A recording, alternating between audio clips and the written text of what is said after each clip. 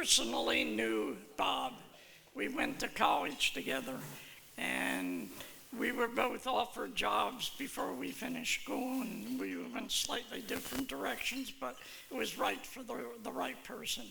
But I'll tell you the kind of person Bob was. As you know, he had many surgeries, and he had many health issues. And the day Lou Klein passed away, I'm up at Fox Chase. My wife is under treatment, and we were there all day. And we were just going in to see the doctor, and my cell phone rings, and it's Bob Kravitz on the phone. And Bob says, Lou Klein passed away. And I said, yeah, I know, I saw it on one of the station's websites. And I said, but I'm at Fox Chase. He said, oh, I didn't know. And I explained what was going on, and he says, can I be of assistance? This is about 6 weeks before he passed away. And I said, are you able? And he says, you tell me what you need, I'll get it done. And I said, we broadcast pioneers, Mike Struggie did the interview with Bob. It's a fabulous interview with Lou Klein. He also did the one with Bob Kravitz. And I said, we own the rights to that. Please contact the TV stations and KYW News Radio and tell them that they are free to use any excerpts to that. And about 45 minutes later, when we came out from the doctor before we went elsewhere in the building, I looked at my cell phone, and there was the story on KYW News Radio with an audio excerpt of the interview. Bob just got it done, and that's the kind of guy he would do. He would do whatever.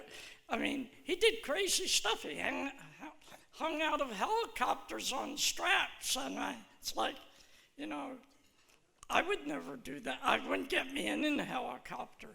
But he was there. He just loved, and he loved being in the helicopter. He just loved it. That he lived to do that. For those of you who don't know a lot about Bob, I'm going to bring Ed Eisen up. Ed is an author. He's written for the Inquirer and other papers and everything. He's interviewed famous people from around the world, and he's going to tell us a little bit about Bob Kravitz. Ed?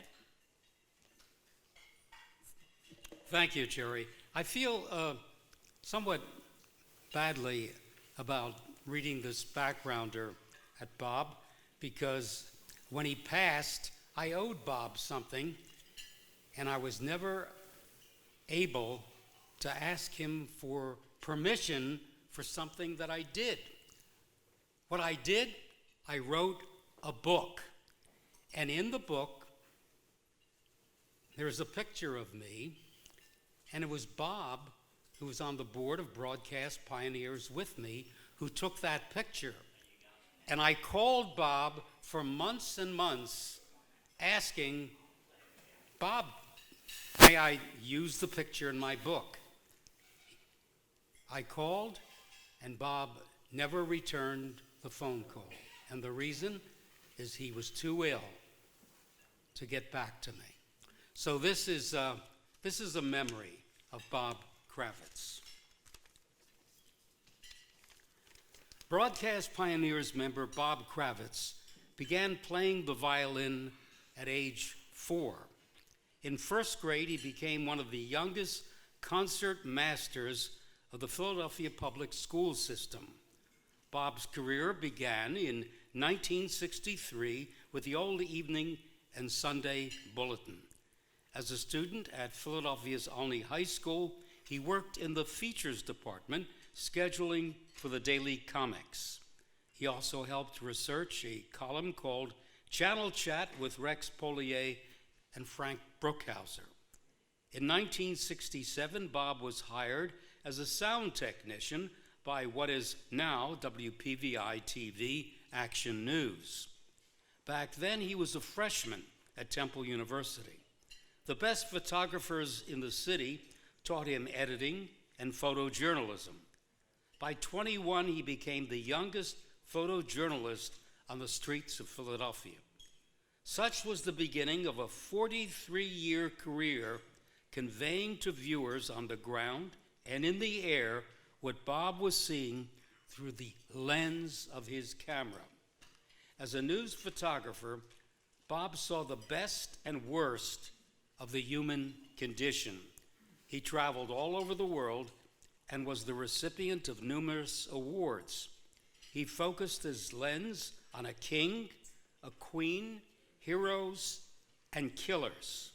He conveyed the Gulf War in 1991 and the Move family tragedies. Bob was the aerial photojournalist for CBS 3, NBC 10, and Fox 29 in the last 10 years of his career. In 1972, he and Susan Block were married for nearly 47 years. Where's Susan?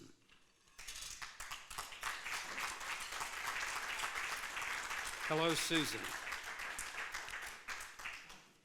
To some, Bob was known as the singing cameraman.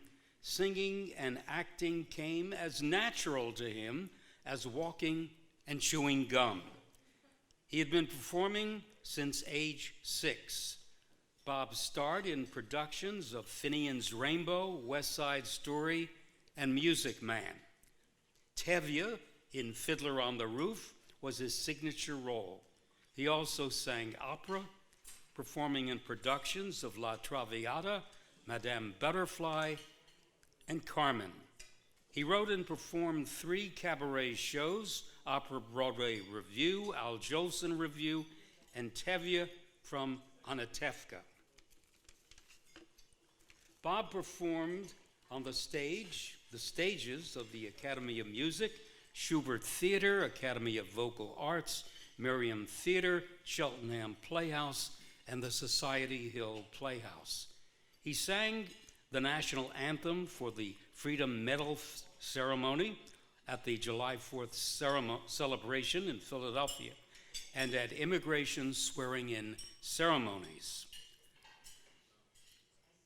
Bob shared on the boards of three board organizations: the Board of Young Variety, the Board of Directors for Broadcast Pioneer, and the Kennedy House. He became the first photojournalist to be inducted into Sigma Delta Chi, the prestigious Writers' Society. Bob also became a standardized patient for Hahnemann University Hospital and College of Osteopathic Medicine. That's when his well-honed abilities as an actor helped doctors develop diagnostic techniques. He was a master of faking illness. Bob also worked with the Cancer Hope Network, helping people around the world cope with bladder and prostate cancer. Some years ago, he underwent surgery for these conditions. He came to understand people need support in dealing with the aftermath that we need and to know that life goes on despite one's illness, and one's limitations should not be defined by one's illness. He was inducted into the Broadcast Hall of Fame in 2016. Bob died on July 30th. In addition to his wife, Susan, he is survived by 2 brothers, Ronald and Philip, and many nieces and nephews. So that's our tribute to Bob Kravitz.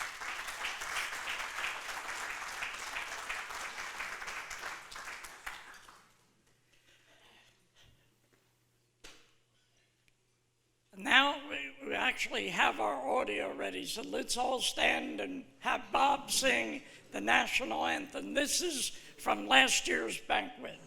All right, everyone, please sing with me. Oh, say, can you see by the dawn's early light what so proudly we hailed at the twilight's last gleaming, whose broad stripes and bright stars through the perilous fight o'er the ramparts we watched were so gallantly streaming, and the rocket's red glare, the bombs bursting through air, gave proof through the night that our flag was still there. Oh, say does that star-spangled banner yet wave o'er the land of the free and the home of the brave? Thank you. Thank you. Okay, you can all sit back down. I'll tell you an interesting story about that piece of audio. As you know, we have our annual banquet where we induct people into the Hall of Fame coming up. And we have an honoree or two in the room with us. Rick Fox is going in the Hall of Fame. Half the people in this room are in our Hall of Fame. And Bill Galehouse does the red graphics that goes up on the screen. And Bill is working on an engineering product out of the state. And he said, I have a little free time, I'm gonna work on this, and I'll email them to you. And in the email, he said, who's going to do the Star-Spangled Banner at this year's banquet? Because Bob Kravitz usually does it, and obviously he's not doing it this year. And I said, well, wait a minute. Why can't Bobby do it this year? Sure. So we're going to have Bob Kravitz sing via recording the national, what you just heard, the National Anthem at this year's banquet.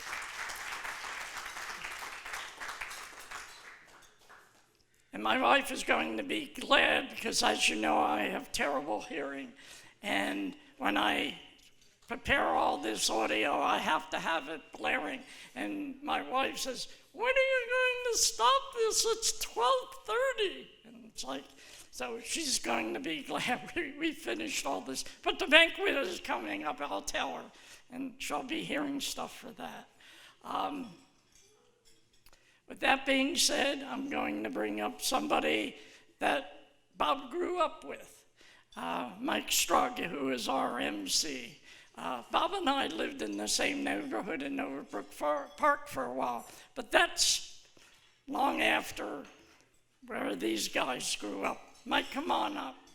And by the way, on our YouTube website, Mike does a fabulous interview with Bob. It's 39 minutes long, it's video, and you can go and watch it anytime. And we have a couple excerpts that we're gonna be playing for you. Mike? 39 minutes is a phone call from Jerry.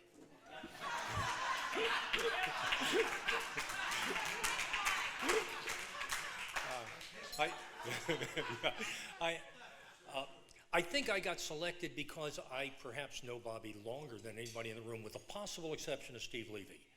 I don't know, you may have been a little younger. We all grew up in Logan, Steve and Bobby and I, and that's why I call him Bobby, by the way. It says Bob out there, but it was Bobby Kravitz. And so we grew up hanging out in the Bernie schoolyard, Tabor Field, Hunting Park, and we were all buddies, so much so that, oh, let me point out, I am slightly older than they are, in the interest of full disclosure, 5 or 6 years. So we didn't play together necessarily. So if I was 14, I wasn't playing basketball with an 8 or 9-year-old, but we knew each other. So much so that the day Bobby walked into the newsroom at Channel 6, Interestingly, it's a scam likely, and it rings in my hearing aids. Then we'll turn that off. Anyway, so he walks into the newsroom, and I've already been working there, and I'm sitting at my desk, and he remembered this story, I didn't. He said, I looked up from my desk, and there he was. I said, what the hell are you doing here? That's the way we talked in Logan. What he was doing was beginning the career that Ed just described, a career that included we now call him photojournalist, as a shooter, as a sound man, and as a singer and entertainer, and a terrific guy. We are here today remembering him, but rather than remember, I would think we want to celebrate. He was truly special, and Susan and I were talking about that he was simply a special guy, and you want to celebrate. We were very, very fortunate to know him.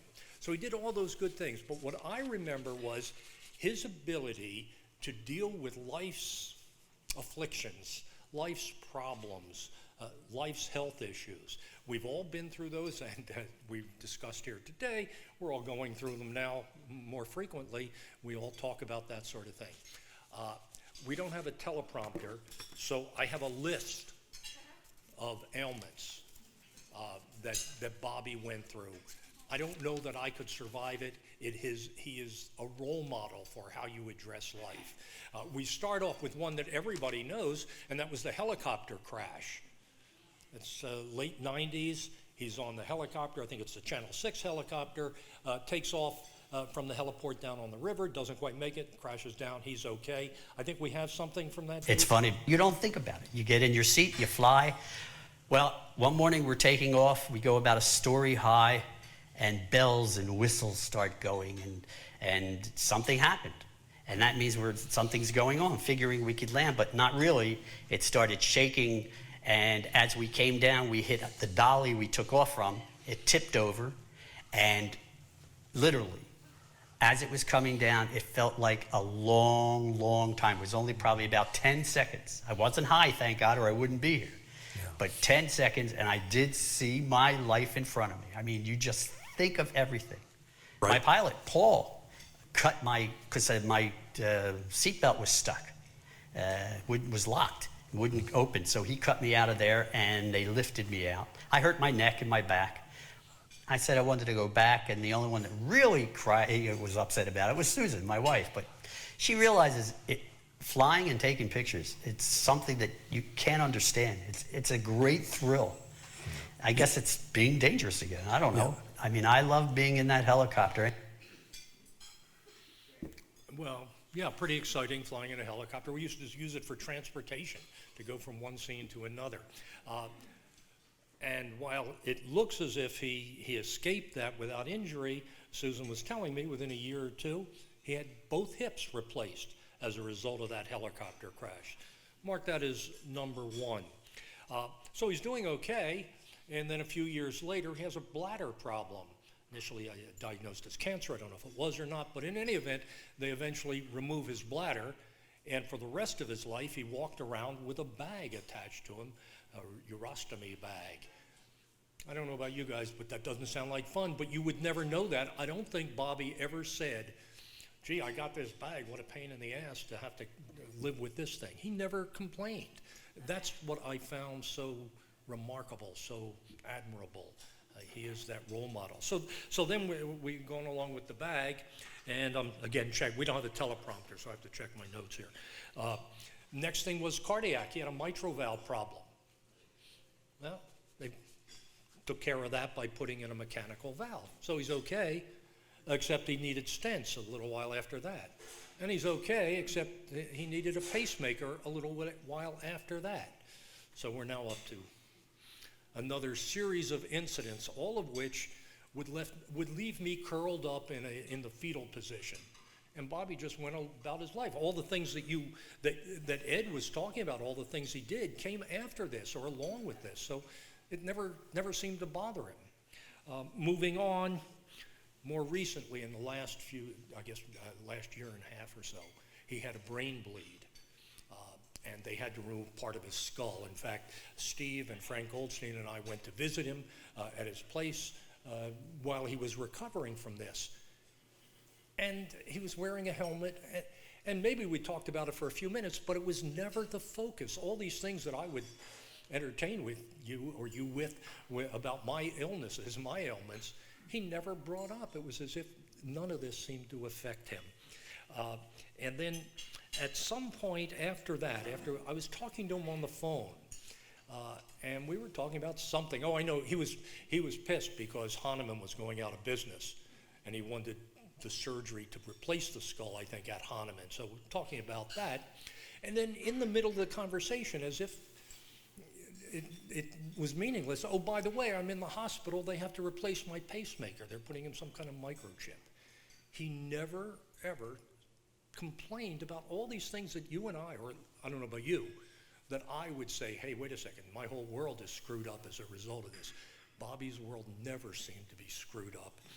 That was followed by some infections and then seizures and his passing. I want to say this, as courageous as he was in going through all of this, his ability to deal with those things, I find remarkable. I would be making a mistake if I did not credit in some way Susan. While we never heard any of those complaints, I suspect at night he came home and started talking about those things. And I want to say that I suspect that much of his strength came from Susan as well. He was a role model for me in that regard. Terrific shooter, terrific entertainer, unbelievable in his ability to deal with life. And so I celebrate that, and we salute him today. We have a number of different things that we talked about. Let's see. Oh, we have the recording on 3 Mile Island. This is Bobby, who had gone out to 3 Mile Island. I was the assignment editor at Channel 3 that sent him out there. The one story I'll tell you about Susan, 3 Mile Island. She knew about it, and they asked me to go. I ended up there for 2 weeks. But Susan's at the door. You're not going. You're not going. I lifted her up, and I left. Stayed there for 2 weeks. No clothes. One of our assistant news directors wouldn't allow me to buy clothes because it wasn't on the budget. But let me tell you that Channel 6 was my mother lode. They taught me everything.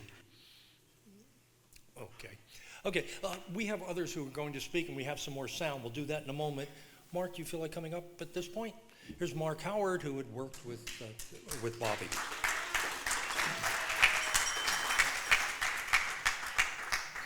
As one of the older people in the room, I have one little speck of news to tell you about age. I'm 82 years old, and thank you. I'm not sure if that's an applause line or not. Well, anyway, the one drawback to getting older, and the only drawback to getting older, is that you end up burying all your friends. Every year, somebody's gone.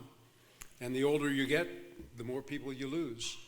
In Bobby's case, I had a shock that I'm still not quite over, and that is the fact that he died. On my phone, his name came up, July 30th, and I said, hello, Boychik. I called him Boychik, which is Yiddish for kiddo. He called me old man, I called him Boychik. I said, hello, Boychik, and the voice said, no, this is Susan. I have bad news. Well, what amazed me was that I was shocked. And after the list of things that Mike just went through, you can realize why. I was sure that he was going to bury me. I was not going to outlive Bob Kravitz. I don't think any of us thought that. And yet, we did. In fact, I said to Susan today, if I were the one being honored, and if Bobby were coming to the lunch, would he wear a jacket? And she said, what, are you crazy? That's why I didn't. The only thing I want to take credit for is in the early 80s, Bobby used to sing once in a while driving the truck when we were on a story. And I had taken some lessons from an opera teacher. And I said, you ought to go see this guy, Tony Pugliese. He teaches opera singing, and you might learn some stuff from him. Well, that lasted a little while, and then he went on to other teachers, and he ended up with a Metropolitan Opera singer as a teacher, and that's how he became a true stage presence and a great singer. And his National Anthem, of course, will live on, I'm sure, every year for a while, at least as long as Jerry's around. So I want to take credit for that. And I also have to share a story. Frank Goldstein couldn't be here. He's out in Washington State on some prior arrangements. But Frank told me how he takes credit for Bobby's success as a journalist in that in 1968, Frank was a sound tech at Channel 6. And the boss called him in one day and said, I think we have a deal for you where you'll be a sound tech 3 days a week, and on the weekends, you'll be a shooter. You'll use a Bell & Howell wind-up camera, and you'll make pictures of things going on in the news. He said the only one requirement is you have to replace yourself as a sound tech. You got to find somebody to do the job. So Frank said he went into the men's room at Temple before class, and Kravitz came in and stood at the urinal next to him, and there they are, hanging out together, you could say. And he turns to Bobby and says, Bobby, you want a job at Channel 6? And Bobby said, yeah, I could use the money. I'll take a part-time job there. And he did. So Frank takes credit for his success as a photojournalist, and I take some credit for his success as a singer. We all miss him, but we loved him. And just to give you an idea of how significant he was at Channel 6, Larry Pollock died this year as well, and Larry was the general manager who hired me in 1977. And I last saw Larry at lunch at Waverly Heights, where he lived the last 6 months of his life. And as I was getting up to leave, he said, by the way, how's Bob Kravitz? Of all the people we'd worked with together, he wanted to know how Kravitz was doing. And Bob Feldman, who was the guy who was too cheap to let Kravitz buy any clothes when he was on assignment, couldn't be here either. He moved down to Maryland. He used to live in Philadelphia, but he's no longer around the area. He too sends his regards. So it's a great day to be here with all of you and to remember such a good friend and an important person. And I guess we all, Mike, could learn from him that you put up with whatever life gives you and make the best of it. And we'll do that. Thanks.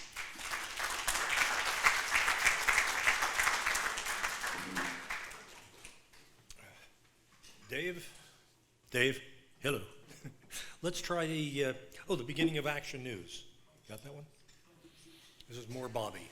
It was 1970, and all of a sudden our news director comes up to us and tells us, we're going to do a whole new theme thing. We've had a console, and it's called Action News. The whole newsroom went, Action News? What are you, crazy? And that name came from Larry Pollock passing a sign on the street or in the air and saying, Action Plumbing or something like that, and he thought of Action News. Well, as we started doing this, when we used to go to press conferences, they didn't wait for us. It was WFIL, number 4, number 5 in the ratings. They never wait. I mean, I would be there, and by the time we were sent or got there, we were late, or even they started early. They never waited for us. So what happened was, one day when I got to a press conference, and I was about 10 minutes late, because we're always sent late. You're never there on time. I walk in, and they all clapping. And I said, what are you clapping about? He says, we're waiting for you. What do you mean you're waiting for you?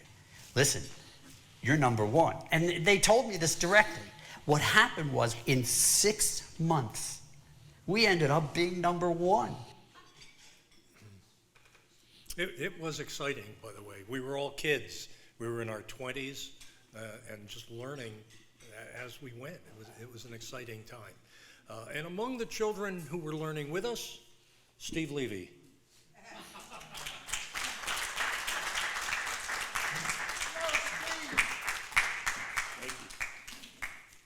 And not growing up is a great thing.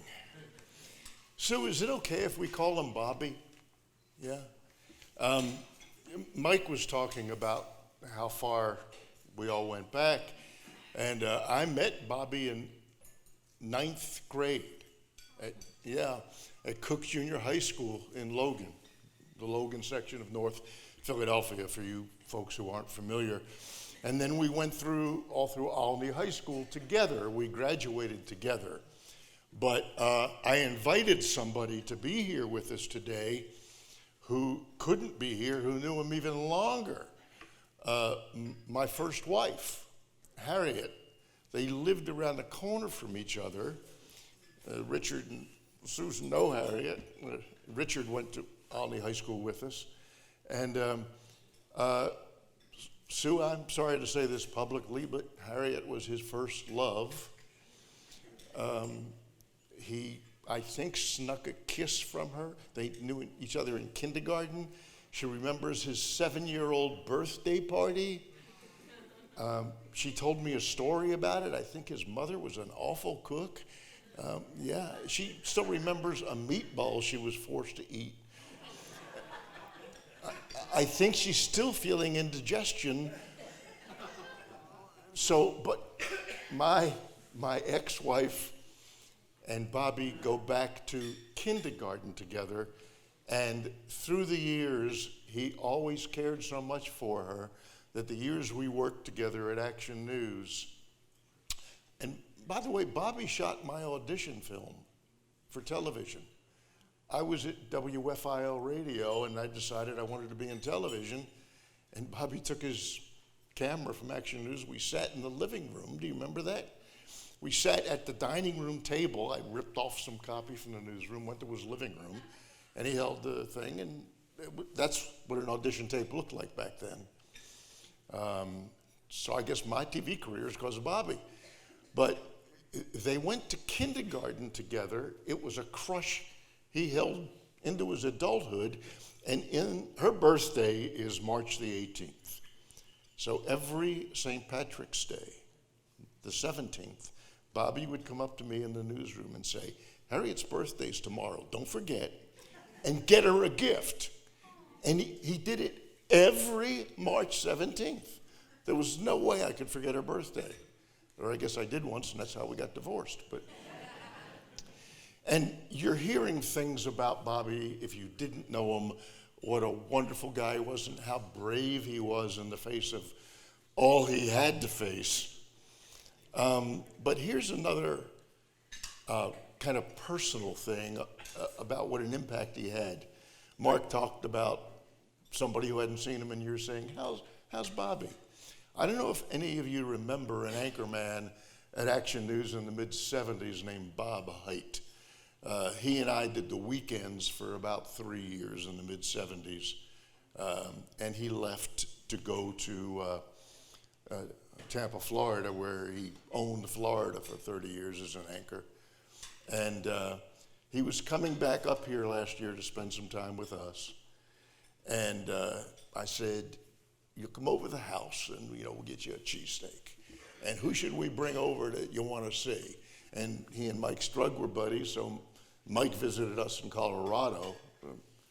Bob Height and I were in Colorado together with our wives. And so I said, who from Action News do you want to see? Bobby Kravitz. I said, okay, who else? Bobby Kravitz. I said, hey man, anybody you want? Who else? He said, I'm telling you, all I want to see is Bobby Kravitz. And Bob Height left in 1977. Bobby was the only guy he really wanted to see. I don't think he wanted to see me or Mike. He just wanted to see Bobby Kravitz. That's the kind of guy he was. If you knew him personally, you knew that. He would absolutely do anything for anybody at any time. And as you, I hope, got the sense from how strong he was and never whining when, I agree, fetal position is where we'd be. I agree with you. He always was in a good mood. And then he might say as an after, oh, by the way, I'm in the hospital. But it was good mood at all times. And one further example, Mike Struggie and I had dinner with Sue last week to do what we're doing here. And Sue and Bobby lived in the Kennedy house downtown. And she told us that they're going to have a celebration of his life. It's a high-rise. What's more impersonal than a high-rise? They're getting together to hold a celebration of his life where they're going to sing songs that were his favorite songs that he used to sing. And my cousin Rita lives down there. And she said to me, you know Bobby Kravitz? He always comes over and helps me with stuff. He fixes everything in my apartment. That's the kind of guy he was. And when we had dinner last week, I said to Sue, what should I say? Is there anything you want said about Bobby? And forgive me for reading this, but I have to get it right. And this really epitomizes who he was. He was happy. That sums it up. He did what he wanted to do. Who goes and sings opera as an adult? In a restaurant, right? This guy did what he wanted to do. He was happy doing it, and he only wanted to make you happy. And when I was talking to my ex-wife last night to prepare for this, I said, tell me some stories. And she remembered the meatball story. But she said, he, with everything he went through, he had to be made of steel. But it's steel and gossamer too, steel and rainbows. That's the kind of guy he was. So we do, Mark, you're right, we do in fact miss him. Thank you.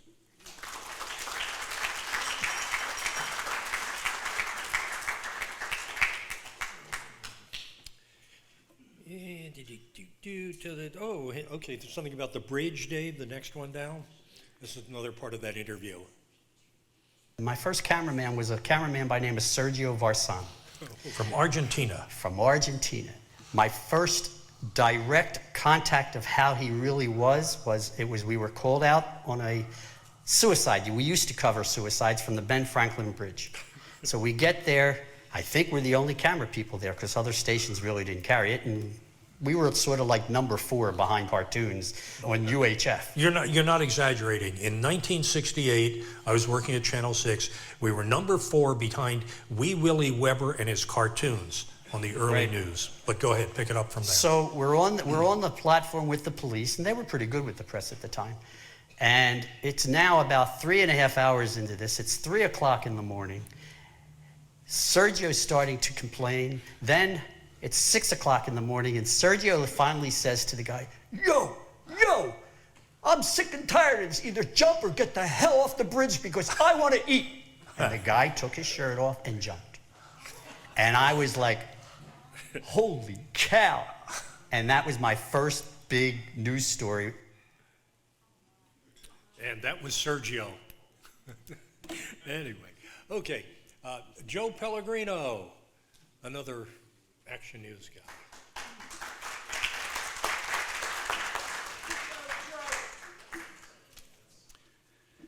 Thank you for my 185th consecutive sitting ovation. I appreciate that. At least you're awake, and with good reason.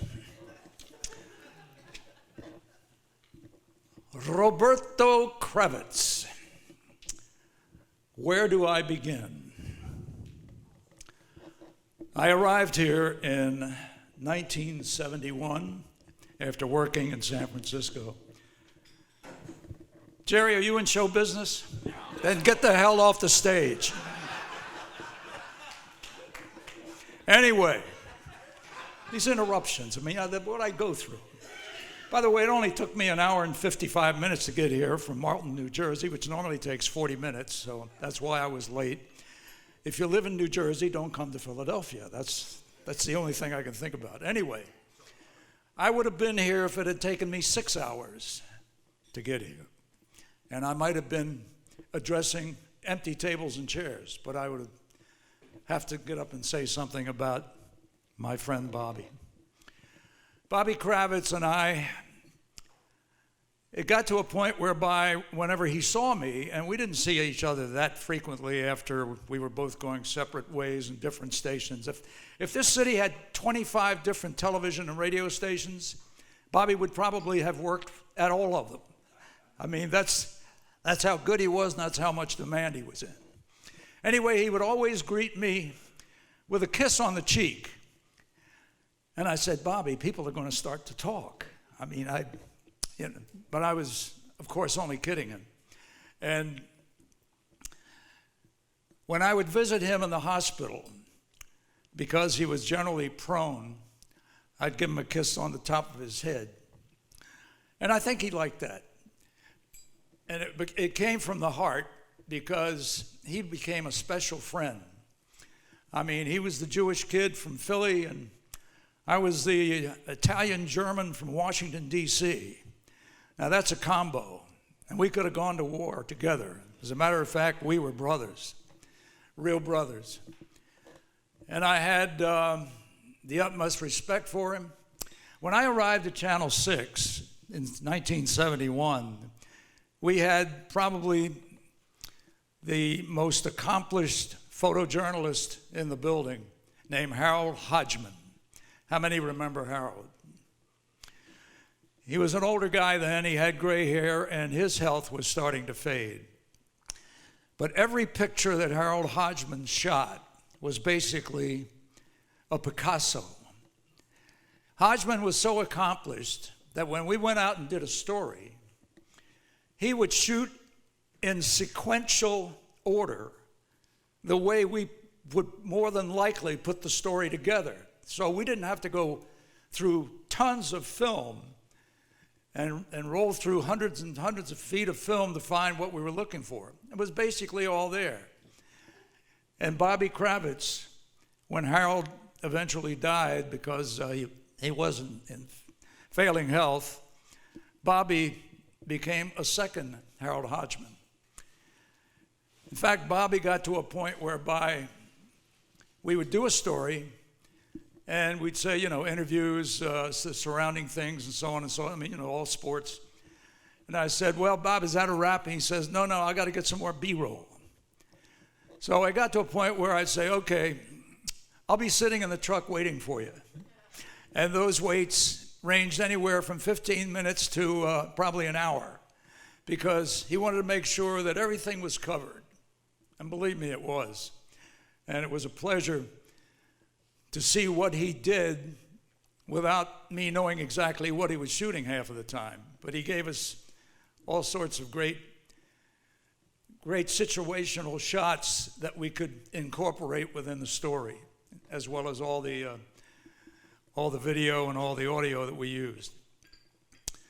We went on, whenever we went to spring training down in Clearwater, Florida, or if we went on football assignments in St. Louis or wherever we went, Minnesota, Chicago, whatever, I always requested Bobby, because he knew what I wanted and he knew how to shoot football. Just to give you a story about what photojournalists in other markets do. When I went to work in Cleveland after I had left Philly and made the mistake of going, after I left Philly, I had to go to Detroit because I was offered double my salary at that time, and I had two children, two of my beautiful daughters, to go through college. So right then, they made it very possible for me to pay for all that. Anyway, that's the only reason I left to go to Detroit, was a money issue. I didn't want to leave Channel 6 at all. But be that as it may, when I worked in Cleveland, after I went to Detroit, we didn't have video of every Cleveland Indians baseball game. And the photographers there, whenever a guy got a base hit, like it went to the wall, into the gap, all they would do was shoot the guys who were on base, running around the bases and coming home. I had to write this 2-page sort of a document for these guys. I said, look, it's very simple. Baseball is a game where you follow the ball. Where do you think people's eyes go when the guy hits the ball? Well, that's what you got to do. You got to follow the ball to where it goes, and then as they work the ball back into the infield, you follow the ball back in. That way, the people have a feel for what's going on. We didn't even have a cameraman there for the only no-hitter that I ever saw in person in Cleveland. Big right-hander for the Indians, Len Barker, pitched a no-hitter against Toronto. I kept calling the station. I said, this guy is working on a no-hitter. We got to get a camera here. Well, they finally got one here at the 8th inning, and I was so lucky that we at least got the last 2 innings. But when you go to different markets, you almost have to indoctrinate some of these guys. Now, if Bobby had been there, no problem. He would have followed the ball anywhere it was. He followed anything and everything. He might even have shot, some fan. He would follow foul balls. Had one guy who leaned over the railing too much and almost toppled out. He grabbed the railing and came back in. But he followed it, and we were able to use that shot.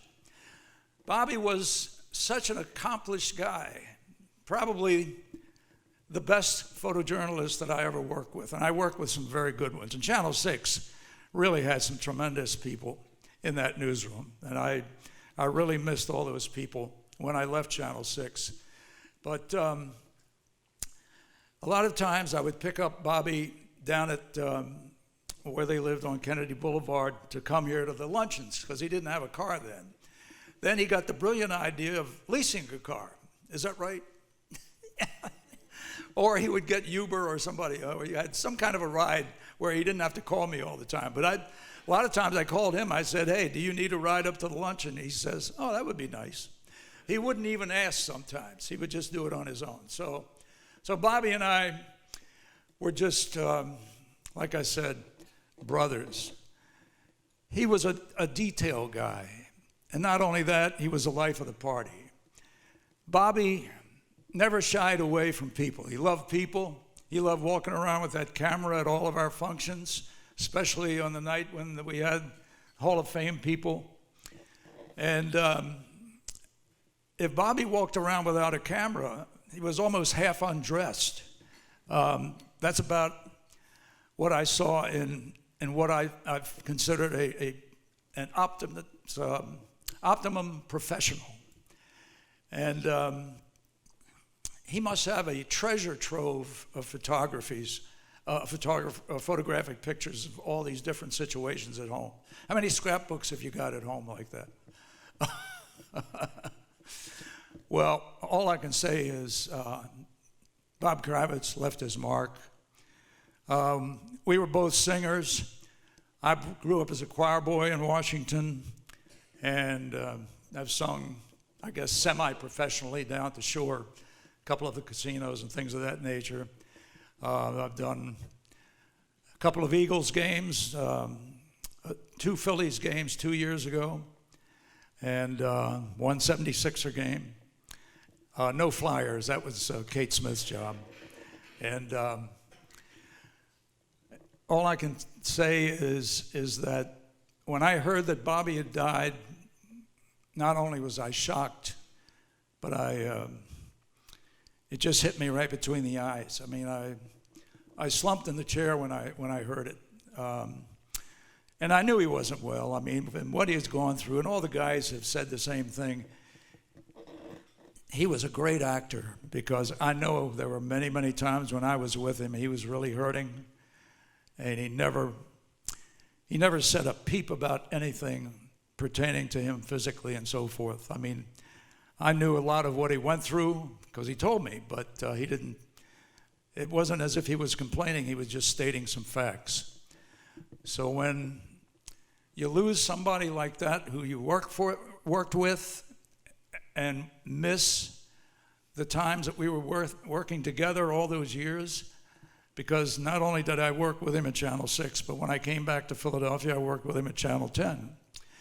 And as far as his love for helicopters, I have to say this. I was drafted in the United States Army. Yes, I was on our side. Anyway,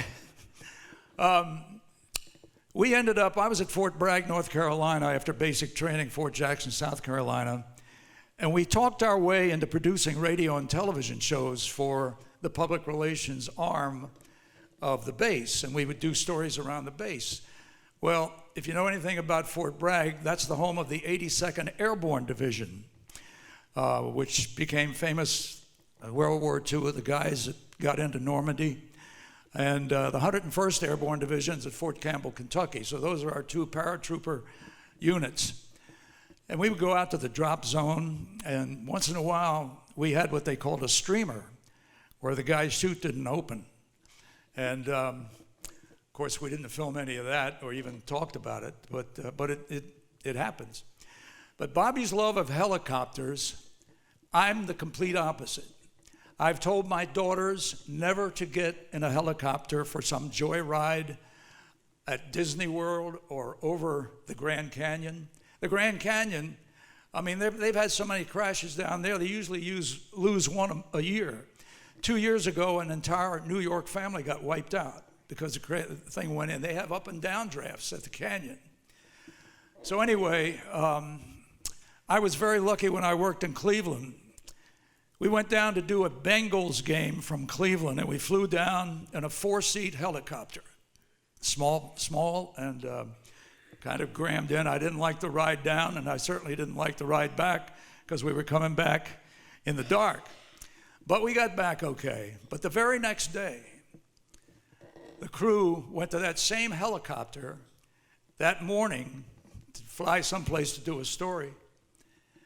And as the copter got off about 6 to 8 feet, and with what Bobby went through down by the river, happened right there on the landing pod, right there next to Lake Erie. Crashed back down and it tipped over. Luckily, it didn't catch fire, and the 3 people that were in there all survived okay, but you just never know about those. I was in a helicopter at the time when Martin Luther King made his great speech down on the Mall in Washington, the civil rights speech. But luckily, I was just doing a little bit of traffic on the way back after it had broken up, and then they took me back to the station. I was so relieved to get out of that copter. But Bobby had a feeling, and like he said, there was nothing like photographing from above to get the job done. And for him to love the helicopter as much as he did, think of all the footage that he shot down through the years with all the stations he worked for. He had a lot more courage than I did. I mean, I just didn't trust him. But, man is not born to fly, except in to me, a big plane. So I go out and see my daughter out in Phoenix twice a year, but I make sure I've got 4 engines, not one little whirlybird above me. But the courage that Bob had to do those stories where he could have easily just ridden in a truck and, stayed on terra firma and done it. He'd rather do it from up there and get all these different shots and so forth, and he was to be commended for that. So, my brother, I love you. Stay well, and we'll all be up there in the great sky. I tried to teach Bobby to play some golf. I still play a lot of golf.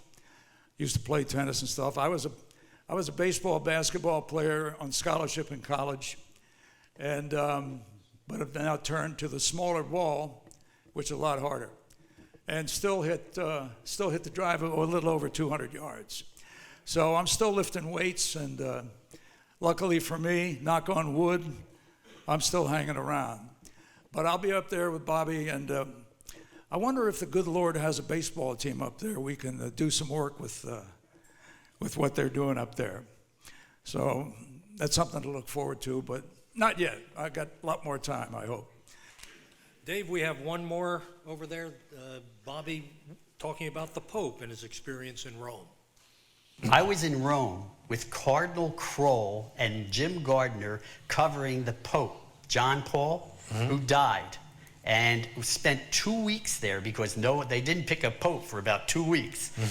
We had a whole 2 weeks in Rome and didn't sleep because what happened was we ended up going there, shooting on the plane, getting off. Now I'm working about 24 hours, literally. And I finally put my head down on the pillow, and I get a knock on the door from Jim Gardner. Oh, ABC just called. They're at Rise Studio. We can edit our film, process our film, edit it, and send it out. And I just yelled to him, I just laid down. And he said, get your ass up, let's go. 18-hour days with maybe about 3 hours sleep in Rome through all that, because we could, again, not by satellite, but send it through cable line across the ocean back to ABC. Well, let me suggest this has been a wonderful moment. Just remembering Bobby and all those experiences. Oh, of course, what am I saying? I forgot. I'm sorry, we have one more. Okay. And I have not met John Harmelin, but he was a roommate of Bobby's before all of this happened. John, wherever you are.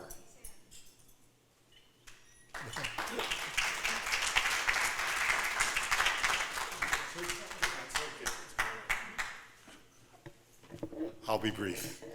Bob and I met in 1971. I was living in Baldwin Park. I had lost my roommate to getting married, and I needed another roommate. So, like any Jewish boy at the time, I took an ad out in the Jewish Exponent. First person to arrive was Bob Kravitz. It was a little strange because the Jewish Exponent had not come out yet. And so I was a little concerned as to how he got there. But being that I worked at the time for the Banks family, which some of you might have known that I worked at WHAT and WWDB. If you think WPVI did not pay well, then you should have worked for the Banks family. So I needed someone to pay the other half of the rent. So he didn't look like a serial killer, and he told me he worked at Action News. I said, how bad can it be? So I said, okay, we'll take him on. So we come in, and if you remember in those days, we didn't have cell phones, so we had a phone.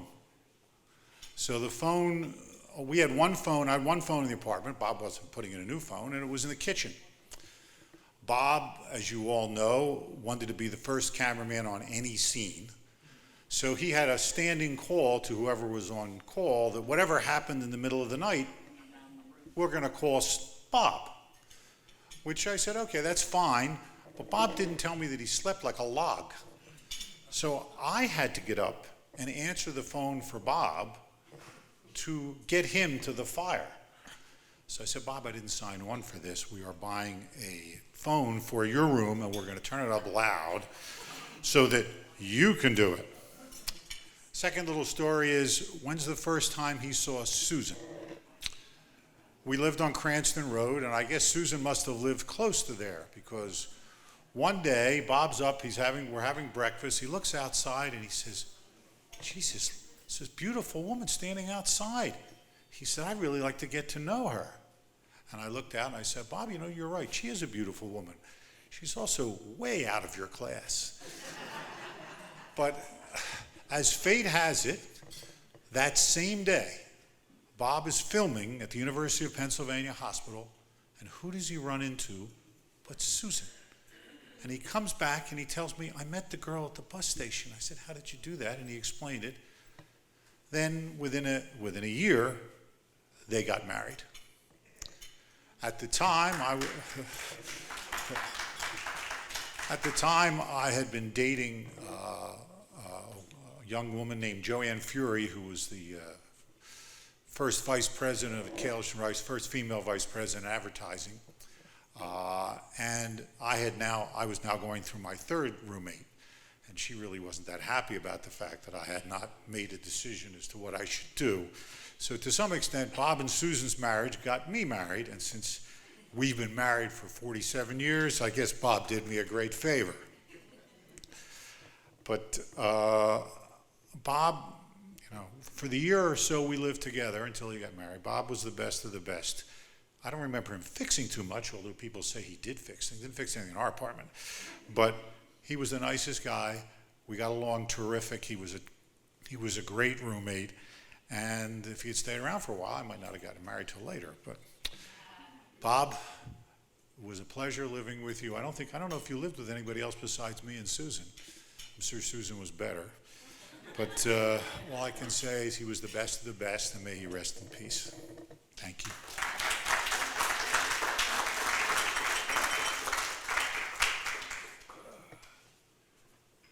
Now, I understand there are some people here who would like to say something and have thoughts on Bobby.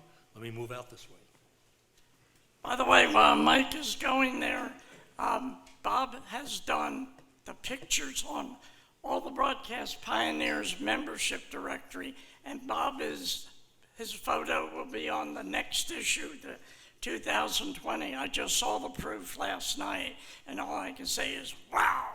Okay, Mike.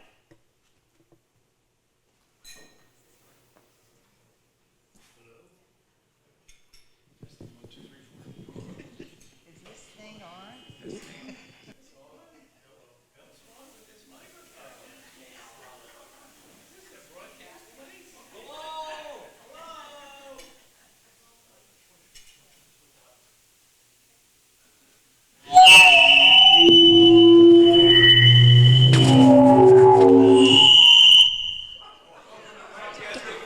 I don't explain this. I won't need the hearing aids.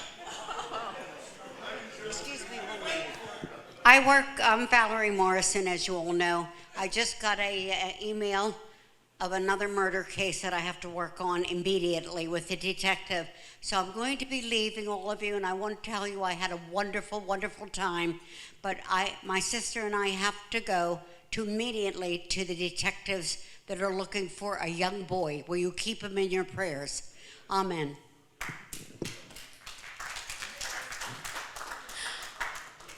Okay, I'm Jackie Strauss, and I don't know if you all know me, but I'm certainly not of the caliber of all the speakers that were here today. But back in around 2006, my buddy Mike Nice took me to my very first Broadcast Pioneers Luncheon. And it happened to be one celebrating Channel 6. And it was a fantastic luncheon. I met Sally Starr and Dave Roberts and Captain Noah and Mrs. Noah, and et cetera. And it was fabulous. And at that luncheon, Bob Kravitz was doing the photography. So I happened to hear someone mention his name, and I thought, Bob Kravitz, I know who that is, because I remembered all those years later that he had been in a helicopter, and there was an accident, and it was reported on the news all over the place. And why did I remember Bob's name all these years? Because his name was my name. My maiden name was Kravitz. So, thank you. So I knew I had to walk over to him and introduce myself, and I said, how do you do? I said, I'm the other Kravitz in the room. And from that time on, we became good friends, and he thought maybe we could be related, but I knew we weren't. And but I thought, I never had a brother, and he said, well, I'm going to be your brother. And I said, believe me, if I could have a brother, it would be just like you. And he always called me sis. I always called him bro. And in fact, there's another coincidence. My middle name is Roberta. And when I was a kid, when I was a teenager, I used to call myself Jackie Bobby Kravitz. So there you go. He was the sweetest brother I never had. Rest in peace, bro. Thank you.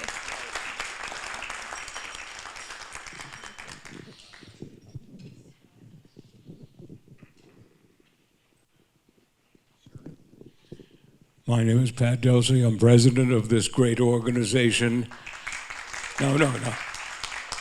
But I just want to say that Bob was a person who lived a great and varied life, something that he always loved to do, and he was able to do it all of his life. And if you can do what you love to do, make a living out of it, and raise a family, and enjoy life, you are really blessed. And he was very blessed. And we, as an organization, were blessed to have him because he was here for everything. He volunteered constantly. You would never know that he had physical issues, which he did. He had problems, which he did have. But anytime we needed anything done, he was always there to do it, whether it was taking the pictures or everything you heard today from all of the different people. We miss him already, and we love him.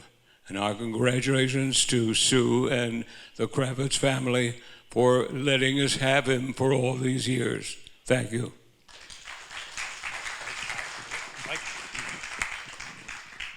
Excuse me for not standing, but I just want to make it known that this is probably the only person in the world who's been covered by 6, 10, and 3. So, you know, he deserves it. I met him later in life, and he was exactly the same kind of person I heard all the guys talking up there. And Susan, this is a heck of a way for me to finally meet you. But Susan was there with him throughout it all. He just kept on talking about how wonderful she was to him. And in case you don't know who I am, I'm really Dick Clark in a Jewish disguise. But also, Bobby had a very famous expression. And I promised someone here that he would be able to explain that was. You know how people go up and say, hey, you know, nice to meet you and whatever. But he said something different. So here's Jay.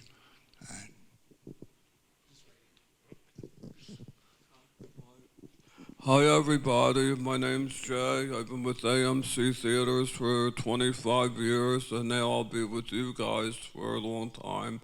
And I just want to say that Bob was very special to me and he was always good to me. And the special thing that he always used to say was, "Kiss Maya took it." And everybody cracked up a smile and I cracked up laughing because that was the funniest thing I ever heard. So he was my best friend. And he took me all over to meet everybody, all the celebrities, and even my media people over there. And you too, Mike. So you were the first ones, I think. So I wanted to thank everybody for sharing that with me. But that was so funny. Then Mike brings up something. Bend down and smack a smile. Crack a smile, so that was funny. So I want to thank you all and everyone for having me, and thank you.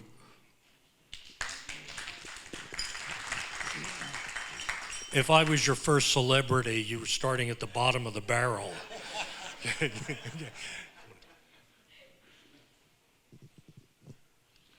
I'll just say quickly that I learned a long time ago that I don't count the years by the candles on the cake.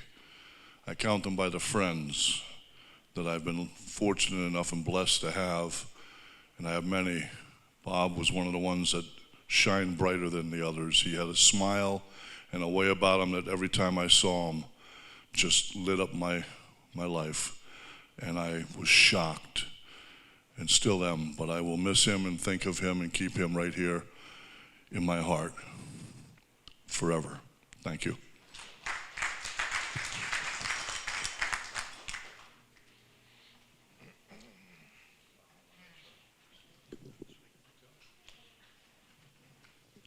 Hello, Butchie. Good, Mike. How you doing? Hi. I'm not as famous a celebrity as Jackie Kravitz, but I want to say a couple of words anyway. My name is Steve Ross, and everybody has said just about everything about how wonderful Bobby was, and he was, and I really had no idea about all the medical issues that he was going through because he was always so up, and he was always so happy and alive that it's difficult to imagine that he's not here with us anymore. Joe had mentioned, I thought I had the exclusive on this, about kissing me on the cheek.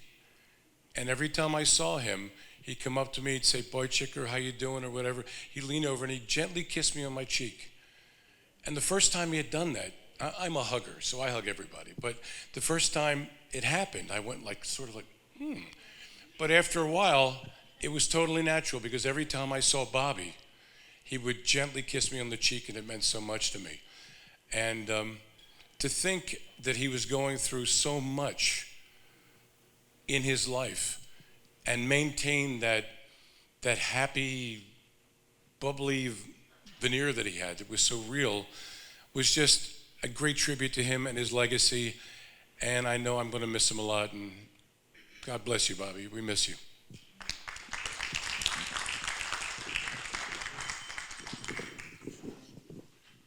I just wanted to say I knew Bobby when he first came to Channel 6, and I heard all the names mentioned, Harold Hodgman and the other great photographers and all the great talent he worked with, Mark, Joe, and many of the other people. But I gotta say, he was a helper.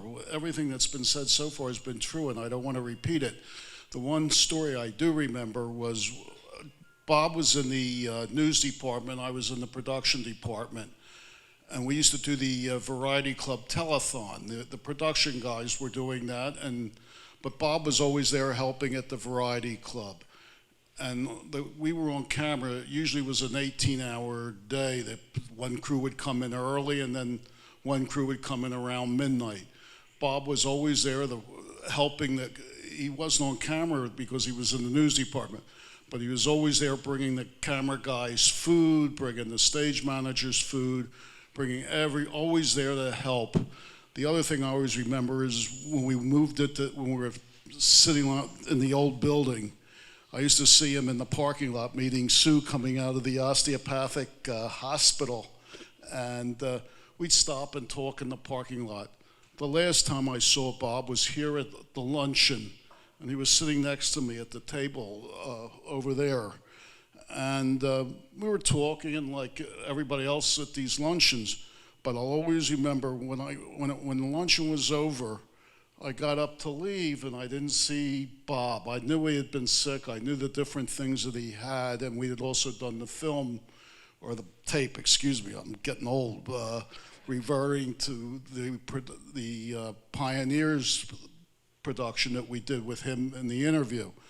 But I always remember I got up to leave, and I said, geez, I got to say goodbye to Bob. And he was nowhere around. And I think I talked to him on the phone, or I saw him a couple of days. I forget how it happened. I says, Bob, why didn't you tell me what happened to you? He says, well, I just left. I says, why didn't you tell me? I would have driven you home or something.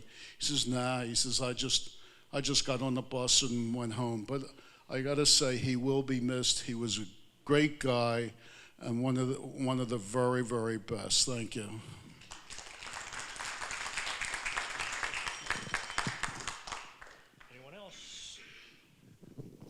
Let me suggest that I can't think of anyone off the top of my head who would receive a tribute like this. Can I go back over here? Who would receive a tribute. He was truly special.